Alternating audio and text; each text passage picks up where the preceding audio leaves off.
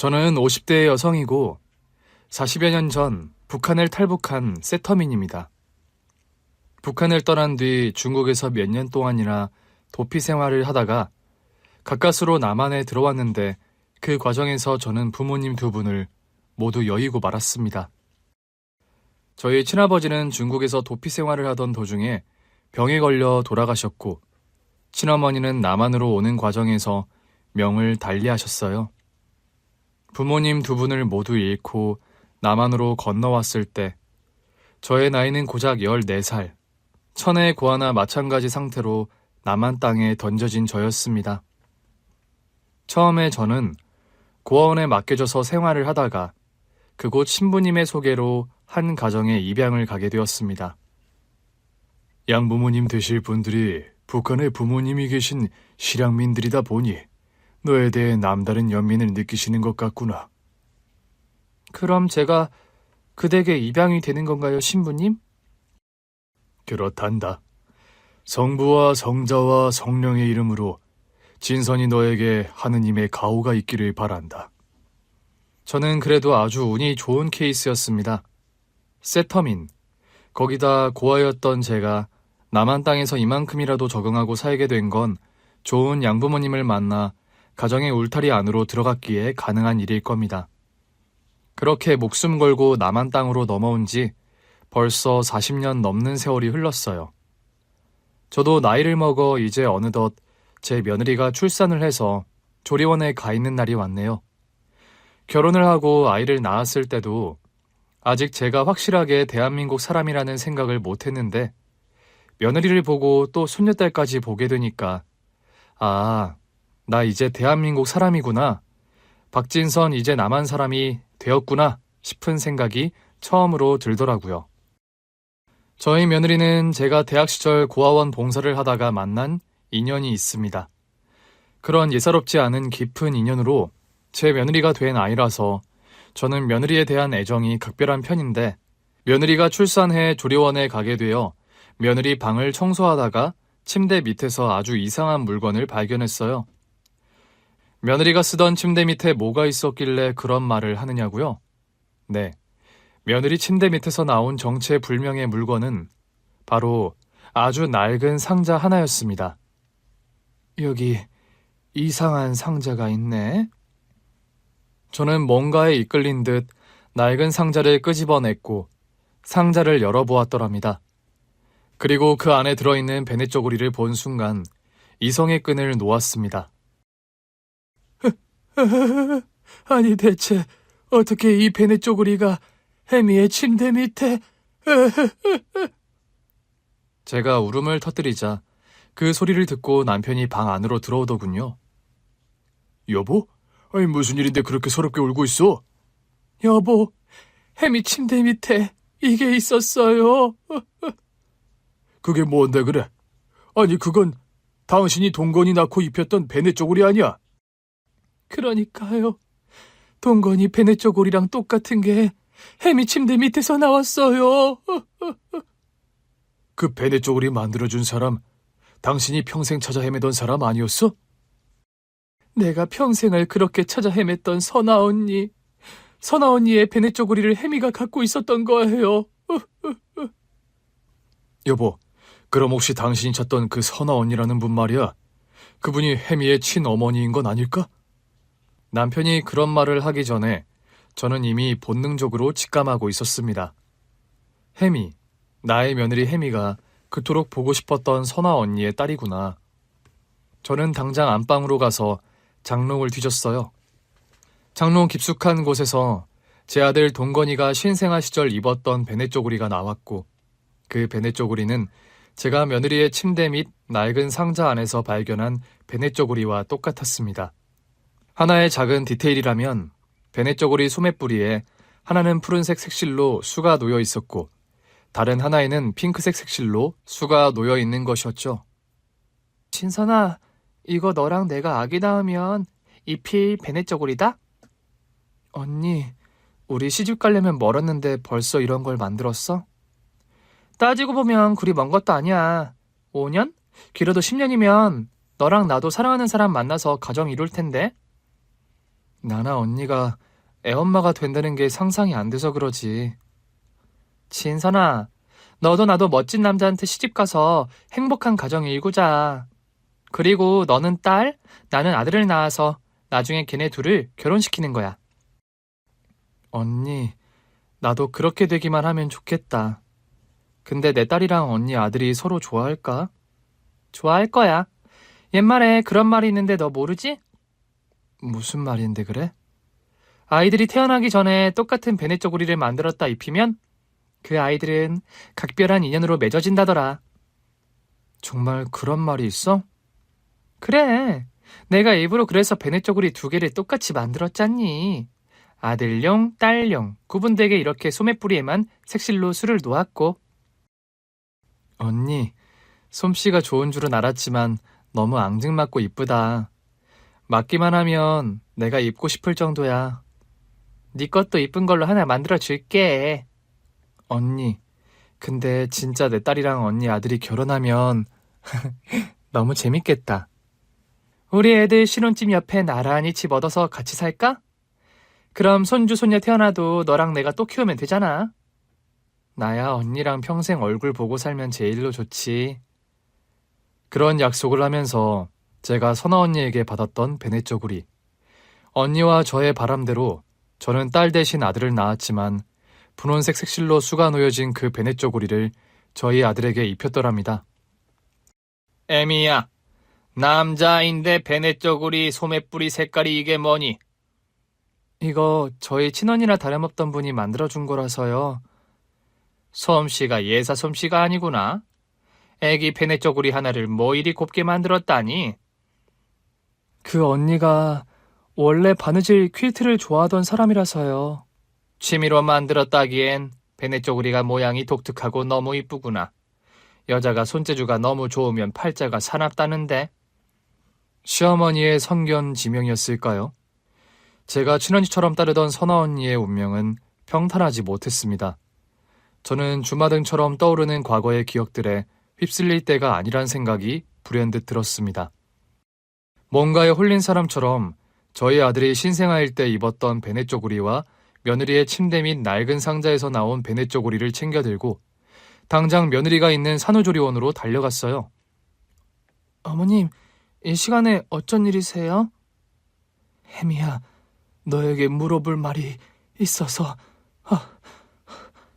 급하게 달려오느라 숨까지 몰아쉬는 저를 보고 며느리가 아연실색한 표정을 짓더랍니다.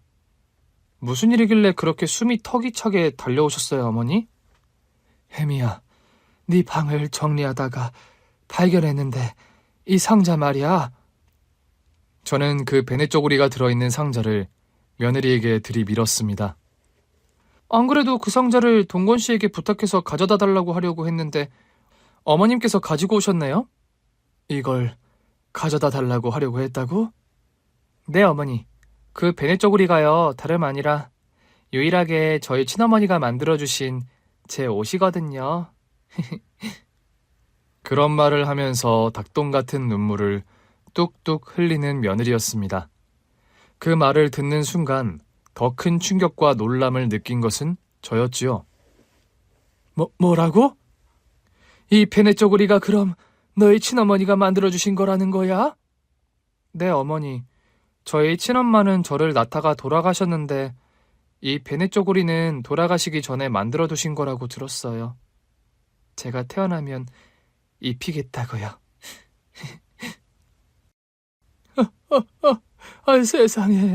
세상에 혜미 네가 선아 언니의 딸이었다는 거야?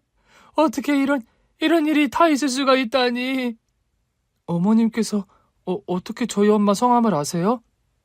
등잔 밑이 어둡다더니 어떻게 선아 언니 딸을 여태 몰라보고 살았을까? 저는 당장 가방 안에서 제 아들아이의 베네 쪼구리를 꺼내며 며느리에게 보여주었더랍니다. 본인의 베네 쪼구리에 똑같은 아들 녀석의 베네 쪼구리를 보고 기함할 정도로 깜짝 놀라는 며느리였어요. 어떻게 제 것과 똑같은 베네 쪼구리를 가지고 계신 거예요, 어머니? 이게 네 남편인 동건이가 어려서 입었던 베네 쪼구리란다. 이건 저희 엄마가 손수 바느질을 해서 만든 베네 쪼고리라서 세상에 하나밖에 없는 건 줄 알았는데 어떻게 똑같은 게 있을 수가 있단 말이에요? 이해할 수 없다는 표정으로 저를 뚫어지게 쳐다보는 며느리였습니다. 혜미야, 이제 너에게 네 엄마와 나의 옛날 이야기를 해주어야 할 것 같구나. 저희 엄마를 어머니께서 아신단 말씀이세요? 그래, 너를 낳아준 너희 친엄마, 선아 언니, 홍선아 언니를 내가 어찌 모르겠니? 저희 엄마 성까지 어머니께서 저희 엄마를 대체 어떻게 아신다는 거세요, 어머니? 혜미 너를 처음 봤을 때 어쩐지 낯이 익고 설명할 수 없는 이유로 네가 마냥 좋더니만 그게 다 이유가 있는 거였어. 가만 보니 넌 체형도 눈빛도 선아 언니를 빼다 박았는데 난 왜 여태 네가 그토록 찾아 헤매던 선아 언니의 딸인 걸 몰랐는지. 저는 바보처럼 혜미를 알아보지 못한 지난날의 제 과오가 너무나 원망스러울 따름이었습니다. 며느리의 친엄마, 선아 언니라는 사람과 대체 어떤 사연이 있길래 이런 말을 하느냐고요? 며느리인 혜미를 낳은 선아 언니와 저는 비록 피는 한 방울 섞이지 않았지만 친자매와 같은 사이였습니다. 과거에 제가 북한에서 탈북을 한 이력이 있다는 말씀을 드렸었죠. 탈북하는 과정에서 고아가 되었던 저는 남한에 도착한 뒤 우여곡절 끝에 한 가정에 입양이 되었더랍니다. 양부모님은 북한의 부모님과 가족이 있는 실향민이었고 그런 이유 때문인지 혼자가 된 저를 딸로 입양을 하셨어요. 진선아, 앞으로는 나와 내 남편이 네 부모님 역할을 해줄 거다. 우리가 모자란 점이 있겠지만 너도 우리를 엄마 아빠로 생각하고 편히 지냈으면 좋겠다. 양 부모님께서는 두 분 다 공무원이셨고 결혼한 지 오래되었지만 슬하에 자식이 없었습니다. 직급이 높은 공무원이라 출장도 잦고 일로 바빠 주말을 제외하고는 집에 거의 안 계시는 날이 많은 분들이었죠. 저는 양부모님께 입양이 되긴 했지만 집에서 혼자 지내는 시간들이 무척 많았습니다. 진선아, 이번 주엔 엄마 아빠가 동시에 출장이라 혼자 있어야 하는데 괜찮겠니? 괜찮습니다. 제가 어린애도 아닌걸요. 미안하다.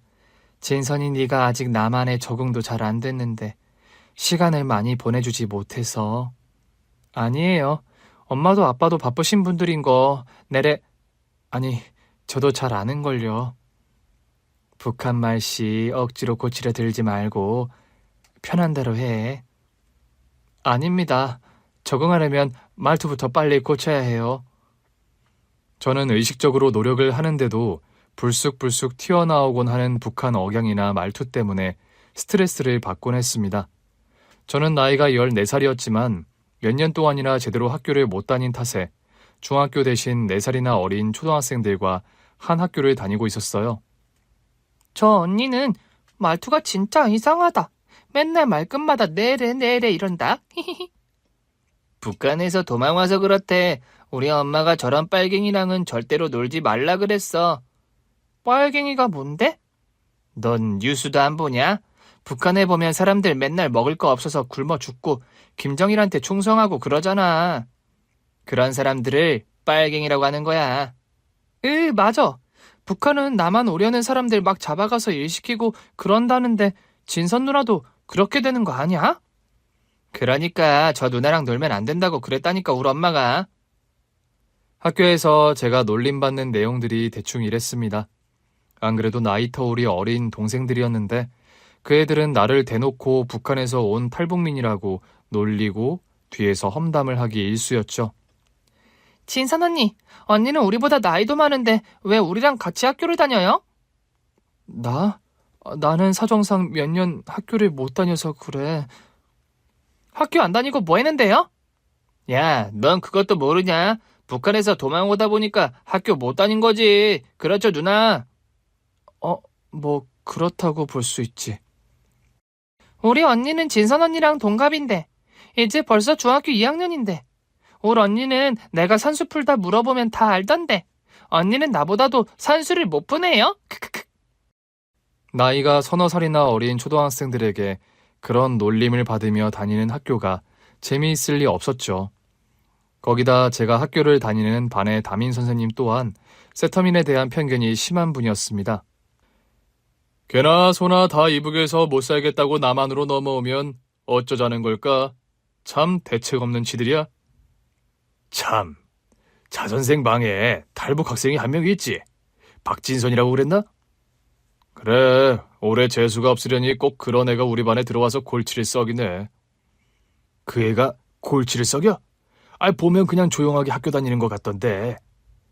애들한테 알게 모르게 안 좋은 영향을 줄 것 같아서 내가 얼마나 매사 조심스러운데. 그래? 하긴 그렇겠다. 사상교육 다 받고 왔다고는 하지만 그 속을 누가 알겠어? 내 말이 또래 애들보다 나이도 많아서 내가 늘 신경이 쓰인다고. 어린애들 상대로 이상한 사상교육이나 북한 얘기 같은 거 늘어놓을까봐. 설마 남한서 받아줬고 여기 정착하게 된 이상 사상 같은 거야 문제없겠지. 그러니 남한으로 목숨 걸고 도망온 거 아니겠어? 그런 거면 다행인데 아닌 사람들도 있다잖아. 학부모들도 보수적인 사람들이 얼마나 많은데 그런 걸로 컴플레인 들어올까봐 내가 얼마나 노심초사하는 줄 알아? 하긴 그런 애들 반에 한 명 있으면 나 같아도 살얼음판이겠다. 자선생이 고생이 많네. 저는 우연히 교사 화장실 앞을 지나다가 선생님들끼리 나누는 대화를 듣고는 충격을 받았더랍니다. 학교에서는 반 친구들과 섞여 지낼 수 없었고 선생님마저 그런 편견을 가지고 저를 보는 통에 저는 극도로 소외감과 외로움을 느낄 수밖에 없었어요. 그런 무거운 마음으로 집에 오면 집은 텅 비어있기 일쑤였습니다. 저는 그날도 혼자 집에 우두커니 있다가 답답한 마음에 동네 골목에 나와 할 일 없이 앉아 있었습니다. 혼자서 멍하니 하늘을 쳐다보는데 돌아가신 엄마 아빠 얼굴이 떠올랐고 저도 모르게 눈물이 왈칵 쏟아지더군요. 너 옆집에 사는 애 아니니? 소리가 나는 쪽을 깜짝 놀라 쳐다봤는데 예쁘장하게 생긴 언니 한 명이 저를 다정한 표정으로 보고 있더군요. 네를 아십니까? 지나가다 오다 몇 번 널 봤어. 이사 온 것 같지는 않은데 이댁 사모님 부부와 함께 사는 거니? 언니는 이 동네에 오래 사셨습니까? 응, 태어나서 줄곧 이 동네에 살아서 터줏대감이라고 할 수 있지? 이댁 사모님 내외 두 분 다 공무원이시잖아, 맞지? 네, 맞아요. 저희 양부모님 모두 공무원이십니다. 아, 그러고 보니 여기 사모님 내외가 얼마 전부터 그런 말씀하셨다? 딸이 한 명 생길 거라고 말이야. 저를 입양한다는 말씀을 하셨더란 말입니까?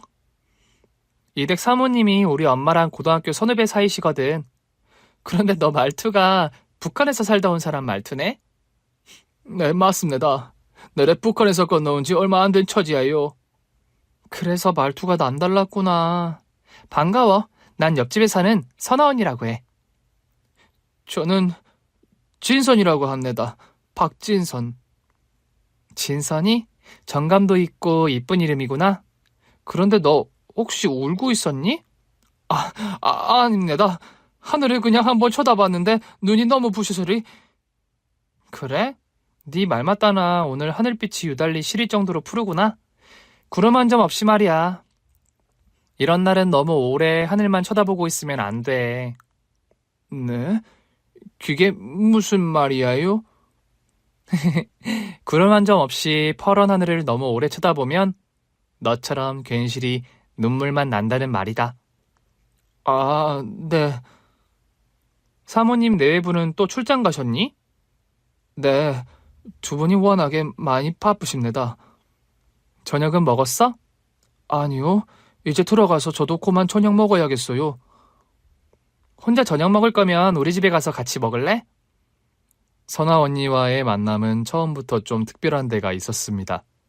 언니는 처음 보는 사람이었는데도 오래 알던 사람처럼 설명할 수 없는 편안함과 친근함이 있었어요. 저는 낯선 사람 앞에서는 한묵증에 걸린 사람처럼 입을 꾹 닫아버리는 습성이 있었습니다. 괜히 이북 말투가 표시가 나서 탈북자구나 하는 그런 눈초리를 받기 싫었기 때문입니다. 그런데 언니 앞에서는 이상하게 그런 게 처음부터 무장해제가 되더라고요. 진선아, 너 간고등어 찌개 좋아하니? 그거이 이북 사람들만 하는 음식인데 언니가 어찌합니까? 남한에 와서는 간고등어 찌개 한 번도 안 먹어봤어? 이북 음식 먹은 지는 몇 년 됩니다. 북한 떠나와 중국 땅에서도 몇 년을 돌아다니며 살다 보니까. 사실 우리 외할머니가 평안북도 출신이셔. 그래서 어려서부터 이북 음식 나는 많이 먹고 자랐다. 진선이 네가 이북에서 왔으니까 오늘 저녁은 간고등어 찌개 해서 같이 먹자. 선아 언니의 어머니가 부엌에 나오더니 언니 주문을 받고 간고등어 찌개를 그 자리에서 뚝딱뚝딱 만들어주시는 겁니다. 옆집에 사는 진선이라고? 많이 먹어라. 감사합니다. 저는 뭔가에 걸신 들린 사람처럼 너무나 허겁지겁 맛있게 그 간고등어 찌개와 밥을 먹었습니다. 신기하게 선아 언니 어머니께서 만들어주신 그 간고등어 찌개는 옛날 이북에 살 때 엄마가 만들어주시던 찌개 맛과 똑같더라고요. 우리 어머니가 만들어주시던 찌개 맛과 너무 똑같습니다.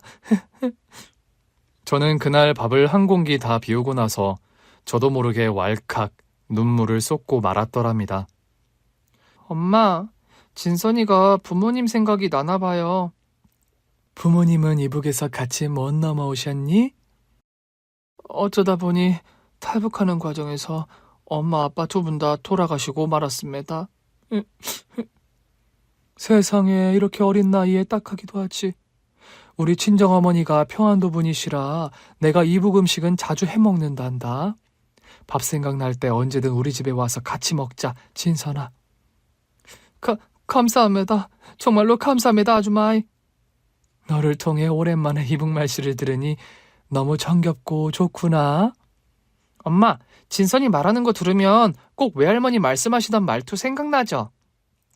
그러게 말이야. 네 외할머니도 꼭 진선이 같은 말투와 억양이셨지. 그런 말을 하면서 제 어깨를 따뜻하게 쓰다듬어주는 선아 언니와 선아 언니 어머니였습니다. 저는 그날 선아 언니네 집에서 간고등어 찌개와 맛있는 밥을 먹고 또 한참을 언니 방에서 수다를 떨며 같이 놀았어요. 진선아, 밥 먹었으니까 내 방 가서 놀래? 제가 더 놀다 가도 됩니까? 그럼 물론이지. 그리고 너랑 나랑 나이 차이도 크게 안 나는데 그냥 말 편하게 해. 네, 언니. 언니는 방에 가서 이것저것 책도 보여주고 옷장도 보여주고 언니가 취미라는 바느질 상자도 보여주었어요. 무엇보다 선아 언니의 방에서 가장 이채로웠던 건 침구부터 방석 커튼까지 언니의 솜씨가 들어간 퀼트 작품들이 방에 가득했다는 점이었어요. 무슨 바느질 상자가 이리 함지박 마냥 커다랍니까? 내가 바느질하는 걸 너무 좋아하거든. 내가 하는 건 그냥 바느질이 아니라 퀼트라고 하는 거야. 퀼트요? 아, 진선이 너는 한 번도 못 들어봤겠다. 이게 일종의 서양식 바느질인데 이렇게 조각조각 예쁜 천들을 이어 모아서 가방도 만들고 옷도 만들고 그러는 거야. 색깔들이 아주 너무 곱다요. 저는 처음 보는 퀼트 도구들과 퀼트 작품들이 너무 예뻐서 넋을 놓고 바라보았습니다. 너도 마음에 드니? 이렇게 곱고 따뜻한 것들은 처음 봐요.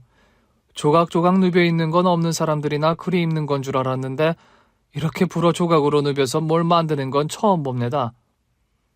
진선이 너도 나한테 퀼트 배워볼래? 정말입니까? 저도 배워주실 거예요? 진선이 너만 좋다면 퀼트가 재밌긴 한데 혼자서 하는 작업이라 가끔 적적할 때가 있거든. 네가 나랑 같이 바느질하면 말상대도 하고 아주 재미날 것 같다. 저는 그렇게 선아 언니에게 퀼트 바느질을 배우게 되었습니다. 거의 매일같이 저는 선아 언니네 집에 놀러 가서 바느질도 배우고 밥도 얻어먹고 어떤 날은 저희 집보다 선아 언니네 집에서 보내는 시간이 더 길어질 때도 있었죠. 진선아, 너 옆에 선아 언니네 집에 너무 자주 가는 거 아니야? 언니랑 많이 친해졌습니다. 그래, 선아가 예의도 바르고 성정이 참 착한 애인데 동생이 없고 그래서 너를 잘 챙겨주나 보구나. 언니네 집에 가면 이북 음식도 자주 해주세요. 이북 음식? 네, 간고등어찌개, 꿩만두, 동치미냉면 그런 거요. 선아 언니 외할머니가 이북 사시던 분이라서 그렇다고 했습니다. 그렇구나, 다행이다. 집에서는 내가 해주려 해도 만들지도 못하는 음식들인데 미안하다, 진선아. 명색이 내가 네 엄만데 네 입맛에 맞는 음식 하나 제대로 못 해주고. 아닙니다. 저는 어머니 아버지가 저를 딸로 받아주신 것만으로도 얼마나 감사한지 모릅니다. 그런 말 하지 말라니까. 진선아, 이제 넌 진짜 우리 딸이고 자식은 부모에게 그런 말 하는 거 아니란다. 네, 어머니. 저희 양부모님은 저에게 자잘하고 따뜻한 정을 주지는 못하셨지만 언제나 저를 딸로 인정한다는 믿음은 주시는 분들이었습니다. 두 분이 워낙 바쁘셔서 집에 있는 시간이 적다 보니 제가 혼자 있는 시간이 많긴 했지만 그런 빈 시간을 채워주는 게 바로 옆집 선아 언니의 존재였어요. 학교에서의 부적응이나 사람들이 나를 이방인으로 보는 뭔가 날선 시선들, 그런 것들을 극복하게 해주는 힘이 저에게는 선아 언니라는 존재였습니다. 언니와는 숙제도 같이 하고 퀼트 바느질도 배우고 주말에는 가끔 언니와 동네 목욕탕에도 갔지요. 진선아, 너 이런 공중 목욕탕 와봤니? 내래 사람들이 이렇게 많은 목욕탕은 언니하고 처음이야. 그래? 그럼 나랑 일요일마다 목욕탕 다닐래? 원래 일요일은 목욕탕에 와서 때를 빡빡 밀어줘야 하는 날이거든. 때를 민다고? 그게 뭐인데? 봐라, 이게 떼수건이야. 뜨거운 탕에 한참 들어가서 몸을 푹 불린 다음 나와서 이 떼수건으로 밀면 이렇게 때가 밀려 나온다? 아파 언니. 근데 진짜로 신기하다. 그지? 밀 때는 좀 아픈데 다 밀고 나면 얼마나 시원한지 모른다? 언니는 마치 엄마처럼 제 등을 손수 한참이나 밀어주곤 했습니다. 제가 다 밀고 나면 언니의 등을 또 제가 밀어주었죠. 둘이 자매지? 얼굴이 똑 닮은 게 자매네. 우리 둘이요? 그래, 자매가 얼굴도 많이 닮았는데 어찌 그리 사이가 좋아? 서로 등 밀어주고 하는 모습이 다정하고 참 보기가 좋네. 어디 가면 다정하고 닮은 모습의 자매라는 소리를 자주 듣는 저와 선아 언니였어요. 목욕 다 했으니까 우리 야쿠르트 사 마시자. 야쿠르트가 뭐야, 언니? 아직 야쿠르트 너 안 마셔봤어? 이거 엄청 시원하고 달콤해. 목욕 끝나고 나서는 꼭 이걸 먹어줘야 하는 거야. 주말 목욕 후에 시원하고 달콤한 야쿠르트 맛. 그걸 처음 알게 해준 것도 선아 언니 덕분이었죠. 저는 그렇게 언니를 통해서 남한 땅에 조금씩 적응하고 자연스레 젖어들어가게 되었습니다. 언니와 매일같이 콩이야 파치야 수다를 떨다 보니까 이북말 씨도 어느 날부터인가 자연스럽게 교정이 되기 시작했어요.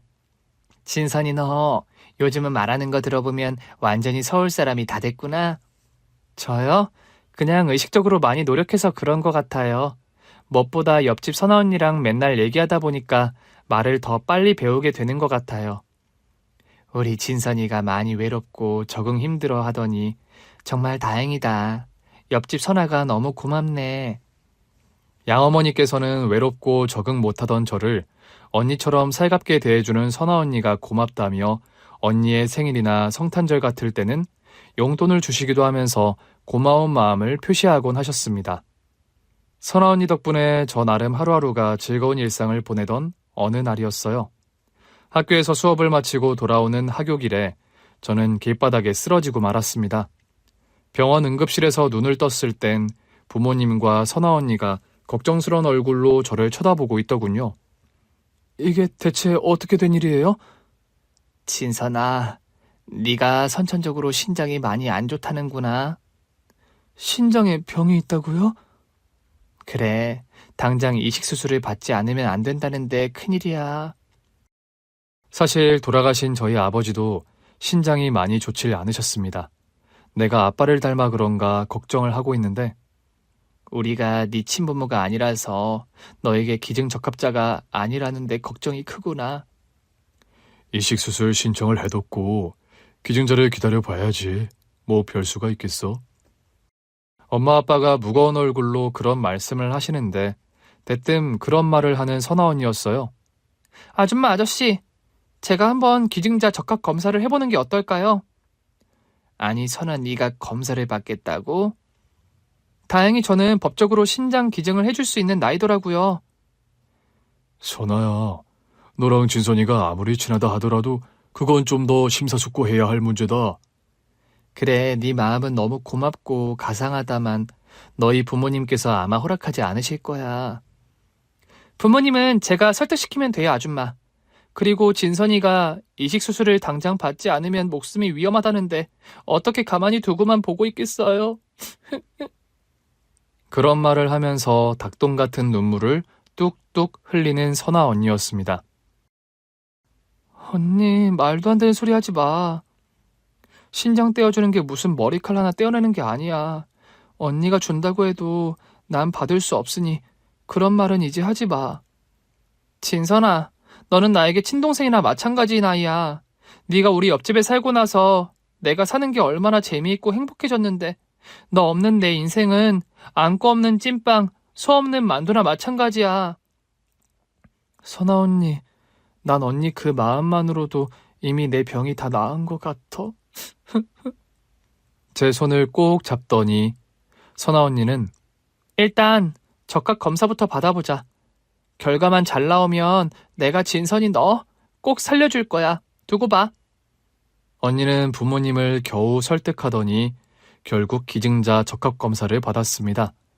그런데 결과는 놀랍게도 수술이 가능하다는 결과가 나왔어요.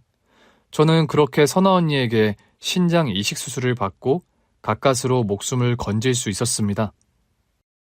환자분 나이가 어리긴 했지만 공파 수치가 너무 바닥이라 당장 이식 수술을 받지 않았더라면 목숨을 건지기 힘들었을 겁니다.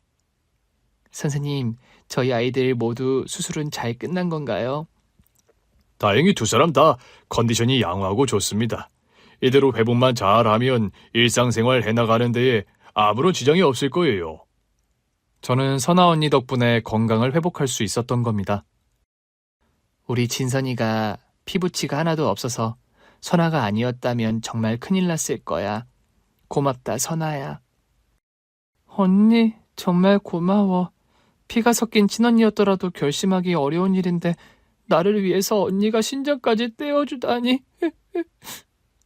진선이 네가 없는 인생은 내가 재미없어서 싫다고 했잖아. 우리 앞으로도 평생 자매처럼 잘 지내자, 진선아. 언니, 그건 내가 언니한테 할 소리야. 언니가 아무리 나 싫다고 해도 나는 이제 평생 선아 언니만 졸졸 쫓아다닐 거야. 언니 너무 고마워. 언니 덕분에 겨우 살아난 저는 언니를 부둥켜 안고 한참을 오열했더랍니다. 그 후로 언니와 저의 사이는 더욱 각별해졌습니다. 진선아, 우리 나중에 각자 시집가도 한 동네 살면서 지금처럼 지내자. 언니가 미국에 시집가도 난 언니 따라갈 거야. 정말? 난 늘 너 같은 여동생이 있었으면 했는데 자기 전에 매일 기도하고 잤더니 진선이 너 같은 동생이 하늘에서 뚝 떨어졌나 봐. 언니, 우리 시집가서 애엄마 돼도 진짜 지금처럼 지낼 수 있을까? 그럼 못할 건 뭐니? 우리 시집가서 나는 아들, 너는 딸 하나 낳아서 걔네들 결혼시키자. 언니도 참, 애들 결혼이 우리 마음대로 되는 일이야? 예전에 퀼트 선생님이 해주신 말이 있는데 베네 쪼구리를 같은 걸 만들어서 태어난 애들에게 입히면 그 애들은 아주 각별한 인연으로 얽힌다더라. 진짜? 그런 말이 있어? 그래, 말 나온 김에 우리 애들 나중에 입힐 베네 쪼구리 내가 만들어놔야겠다. 똑같은 2개 만들어서 너 하나, 나 하나 가지고 있다가 우리 첫 아이 낳으면 그걸 입히자, 응? 그래, 언니. 그러자. 언니랑 시집가서 한 동네 살고 또 애들 결혼시켜서 사돈 되고 생각만 해도 너무 재미있겠다. 언니는 그 말이 나오고 정말 며칠 안 되어서 예쁜 베네 쪼구리 2벌을 완성했더랍니다.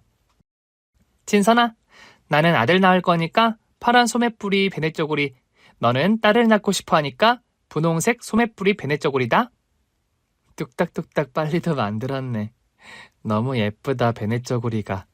이렇게 특별하고 예쁜 베네쪼고리는 처음 봐.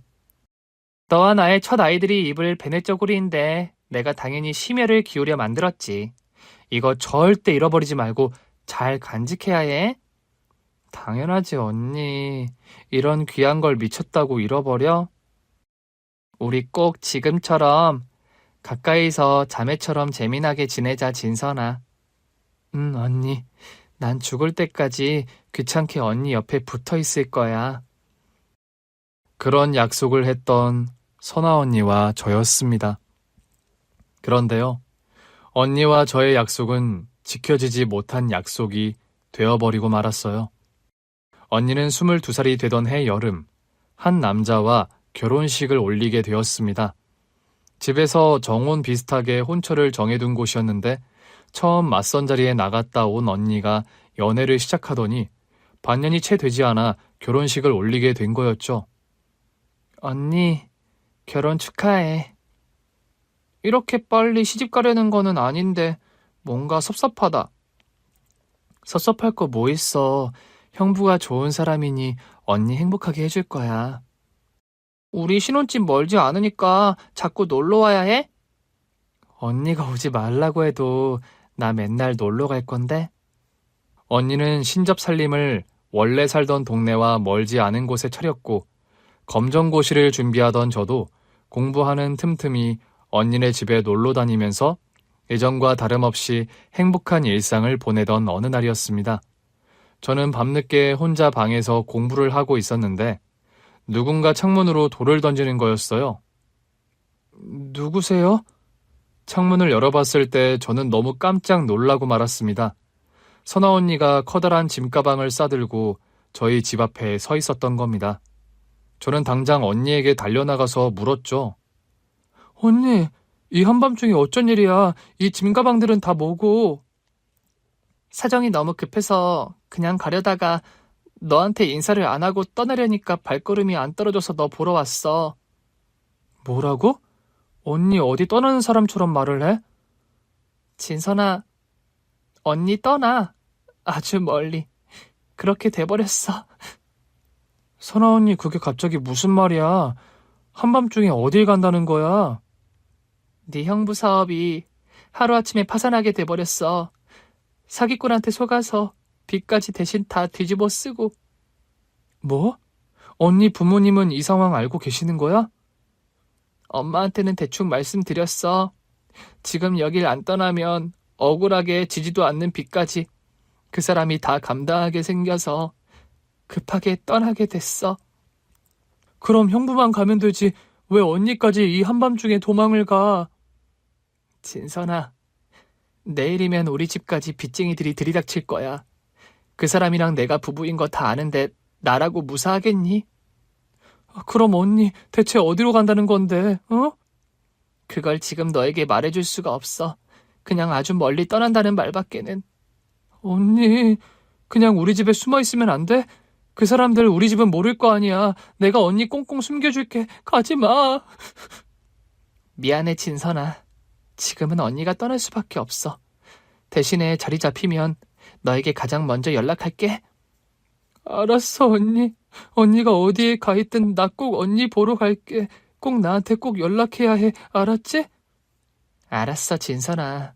공부 열심히 하고 너 대학 꼭 합격해야 한다. 약속할게, 언니. 나는 대학생 되어 있을 테니까 언니도 꼭 무사히 잘 지내면서 연락해줘. 알았지? 알았어, 진선아. 나 시간이 없어서 이만 간다.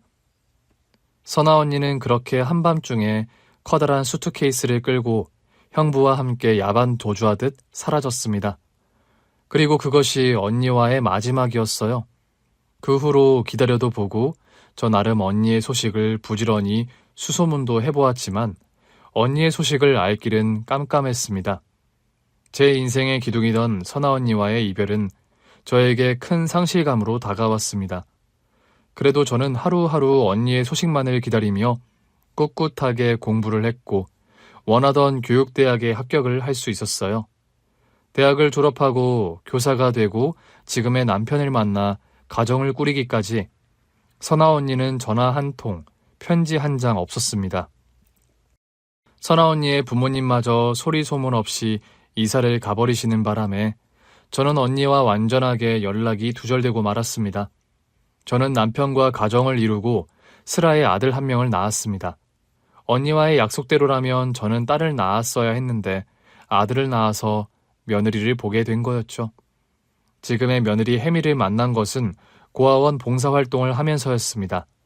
저는 제가 남한에 와서 입양이 되기 전 지냈던 고아원과의 인연으로 성인이 된 후로 쭉 봉사활동을 이어오고 있었습니다.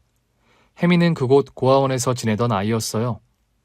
네 엄마와는 이런 인연으로 내가 친언니처럼 따르던 사람이란다. 어머니, 저는 정말이지 저희 친엄마와 어머님이 그런 인연인 줄 꿈에도 몰랐어요. 산후조리원에서 저와 선아 언니의 과거 이야기를 들은 며느리 혜미는 충격을 먹을 정도로 많이 놀란 것 같았습니다.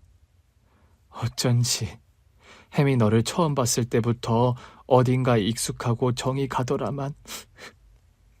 우리 엄마와 어머님이 그리 절친한 관계였다니 믿어지지가 않아요.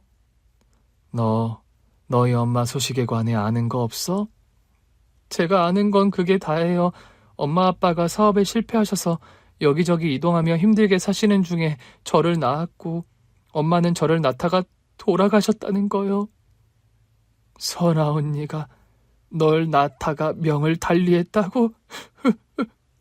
네, 그런데 얼마 안 가 아빠도 병으로 돌아가시면서 저는 고아원에 맡겨졌다고요. 언니가 그렇게 힘들게 살며 세상을 떠나는 동안 나는 아무것도 모르고 있었다니. 네가 진작에 선아 언니 딸인 줄 알았더라면 내가 더 일찍 너를 입양이라도 했을 텐데 미안하다 혜미야. 아니에요 어머님. 그때 옆에서 이야기를 듣고 있던 아들 녀석이 문득 그런 말을 하는 겁니다.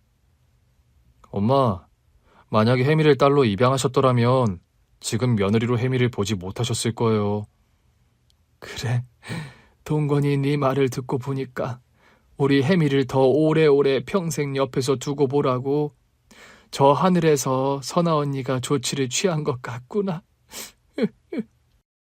저는 언니가 살아생전 그렇게 고생을 하다가 혜미를 낳는 와중에 명을 달리했다는 소식조차 모르고 있었던 겁니다. 그 옛날 다 죽어가는 나를 살려준 게 너희 엄마였는데 나는 네 엄마가 그렇게 힘든 시기에 천치같이 아무것도 모르고 살았다니. 뒤늦게 저는 선아 언니에 대한 미안함과 죄책감으로 억장이 무너지는 것만 같았습니다. 저는 혜미가 맡겨졌던 고아원을 찾아가서 당장 선아 언니에 대한 수소문을 하기 시작했어요. 글쎄요, 혜미가 맡겨졌던 때만 해도 아주 수십 년 전이라 뭘 특별히 더 말씀드릴 게 없는데요. 그래도 혜미 친어머니가 돌아가신 날짜만이라도 그것만이라도 알 수 없을까요? 아, 언제 돌아가셨는지는 제가 말씀드릴 수 있겠네요. 그때 혜미를 맡기면서 그런 신상 기록을 적은 서류들이 아직 보관되어 있는 걸로 알아요. 저는 가까스로 언니가 세상을 떠난 날짜를 알아낼 수 있었습니다. 그리고 그날부터 언니의 기일을 제가 챙기기 시작했어요. 며느리가 산후조리원에서 나온 후로는 제가 며느리의 산후조리와 신생아 육아를 함께 도왔습니다. 교편을 잡고 있던 학교에 휴직계까지 내고 며느리 케어에 힘을 쓰는 저를 보고 동료들은 극성이라 말을 하더군요. 박 선생, 산후조리 돕는 것도 그렇고 신생아 육아가 보통 일이 아닌데 그냥 돈 보태주고 베이비시터를 쓰라고 하지 그래? 우리 며느리와 손녀는 꼭 제 손으로 돌봐주고 싶어서요. 저는 며느리 혜미와 손녀 예서에게 좋은 시어머니, 할머니 역할을 최선을 다해 하는 것이 그나마 하늘에 있는 선아 언니에게 조금이라도 은혜를 갚는 길이라고 생각이 들더랍니다. 어머니, 매번 이렇게 식단 안 바꿔주셔도 돼요. 예서 돌보는 것도 어머님께서 거의 다 해주시는데 저 먹는 것까지 준비하신다고 거의 잠도 못 주무시고. 너와 예서를 돌보는 게 내 기쁨이란다, 혜미야. 미역국만 해도 이렇게 소고기 미역국, 북어 미역국, 성게 미역국 돌아가며 해주시니까 제가 완전히 공주 대접을 받는 기분이에요, 어머니. 내가 너희 엄마 집에서 옛날에 맛난 밥을 참 많이도 얻어먹었단다. 그 고마움이 아직도 뼈에 사무쳐서 너에게 하나라도 더 맛있는 걸 해주고 싶어. 그런 게 아니더라도 너는 내 며느리니까 내가 널 돌봐줘야 하는 게 당연하지만 말이다. 우리 엄마랑 그렇게 각별하셨어요, 어머니? 네 어머니 선아 언니는 나에게 우주와 같은 사람이었단다. 우주요? 그래. 네 엄마 덕에 나는 의지할 곳 하나 없는 서울에서 처음으로 사람 정도 느끼고 서울 땅이 내가 발붙여 살 만한 곳이라는 생각을 처음 하게 됐어. 신장병으로 쓰러져 죽게 생겼을 때 날 살려준 사람도 네 어머니였고, 우리 엄마도 어머님이 참 각별하셨나 봐요. 네 엄마 소원대로 그래도 나와 네 엄마가 이렇게 사돈으로 맺어지니 얼마나 다행인지 모르겠다. 며느리는 처음에 제가 고아원 봉사를 다니며 정기적으로 후원을 하던 아이였습니다. 저와 남편의 지원으로 며느리는 대학을 졸업하고 좋은 회사에 취직도 했지요. 그러다 어버이날 저희 집에 감사 인사를 온 며느리가 저희 아들과 첫눈에 바라는 바람에 선아 언니의 딸 혜미와 저희 아들 동건이는 결혼해서 부부의 영까지 맺어지게 되었던 겁니다. 며느리 혜미가 낳은 딸은 참 신기하게도 선아 언니를 판에 찍은 듯이 빼닮았어요. 선하고 깊은 눈매, 옥독한 코와 유달리 백옥같이 희었던 피부, 길고 섬세한 손가락까지요. 야무져 보이는 인매와 입꼬리까지 선아 언니 판박이인 손녀 예서가 잠들어 있는 모습을 보고 있으면 선아 언니가 사무치게 그리워지곤 합니다. 혜미가 며느리가 되고 이렇게 눈에 넣어도 안 아플 예쁜 손녀 예서가 생긴 지금, 내 곁에 선아 언니가 있다면 얼마나 좋을까? 그런 생각이 들곤 하지요. 그런 날 밤마다 저는 잠든 손녀 예서 옆에서 퀼트 바느질을 해요. 선아 언니와 헤어지고 나서도 저의 변하지 않는 유일한 취미 하나가 퀼트 바느질입니다. 손녀 예서에게 입힐 원피스와 모자를 만들고 있는 중입니다. 예전 선아 언니는 솜씨가 무척 뛰어나서 손수건 하나를 만들어도 특별하고 아주 멋스러웠죠. 언니만큼의 솜씨는 아니지만 그래도 언니가 저에게 쏟아주었던 그 사랑의 100분의 1이라도 갚으려면 언니가 저에게 주었던 사랑과 헌신을 혜미와 예서에게 저 역시 최선을 다해 주려고 합니다. 어머니, 피곤하실 텐데 안 주무세요? 이거 바느질만 좀 마저 하고 자려고. 예서 때문에 낮에도 너무 고생하셨는데 이만 주무세요, 어머니. 어차피 제가 수유도 해야 하니 예서 제가 볼게요. 아니다. 한두 시간 있으면 깨어날 텐데 그때까지 너라도 눈을 좀 붙이렴. 아이 엄마는 피곤하면 못 쓴다. 매번 죄송해서 그러죠. 죄송은 무슨. 내가 바느질하며 예서 보고 있을 테니 너는 토막잠이라도 좀 자두렴. 며칠 후면 선아 언니의 기일이 다가옵니다. 다가오는 언니 기일엔 제수 음식으로 언니가 평소 좋아하던 하얀 백설기와 꿩만두를 올려볼까 합니다. 남한으로 넘어온 저에게 이북 음식인 강고등어 찌개를 해주었던 선아 언니와의 따뜻했던 저녁 식사가 지금도 생생한 저입니다. 이북 음식을 전혀 먹어보지 못했던 며느리도 이 강고등어 찌개를 좋아하니 참 신기한 일이죠. 혜미야, 강고등어 찌개 비리지 않니? 아니요, 어머니. 제가 생선 별로 안 좋아하는데 이 찌개는 신기하게 맛있는데요? 혜미, 네가 이북 여자 피가 흐르긴 하나 보구나. 선아 언니, 언니가 베네쪼고리를 만들며 제게 했던 말처럼 진짜로 언니와 저는 사돈이 되었어요. 언니 말과 다른 게 있다면 언니는 딸을 낳고 저는 아들을 낳았다는 것만 다르네요. 제 인생에 가장 힘들고 외로웠던 시기에 언니는 제 곁에서 든든한 그늘을 만들어 주었는데 저는 언니가 그렇게 힘이 들 때에 그런 사실조차 모르고 살았다는 것이 못내 죄스러워요. 어떻게 살고 있고 얼마나 힘이 든지 연락 한 통이라도 주셨더라면 좋았을 텐데. 저는 이제 살아서 언니의 그 고마운 사랑에 보답할 기회가 없네요. 대신 언니의 딸 혜미와 언니를 꼭 닮은 손녀 예서, 그 두 아이를 제가 목숨이 붙어있는 그날까지 제 분신처럼 아끼고 소중하게 지키겠습니다. 언니, 혜미를 낳다 명을 달리하는 그 순간에 얼마나 속이 상하셨어요.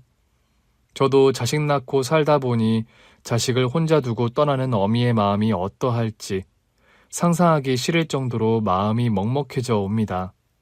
그래도 이제 혜미 곁에는 제가 있으니 너무 걱정 마세요. 언니만큼의 큰 사랑을 줄 수 있을지 제가 장담은 못하지만 그래도 언니에게 제가 받은 사랑만큼 혜미와 예서에게 최선을 다해 좋은 시어머니, 할머니가 될게요.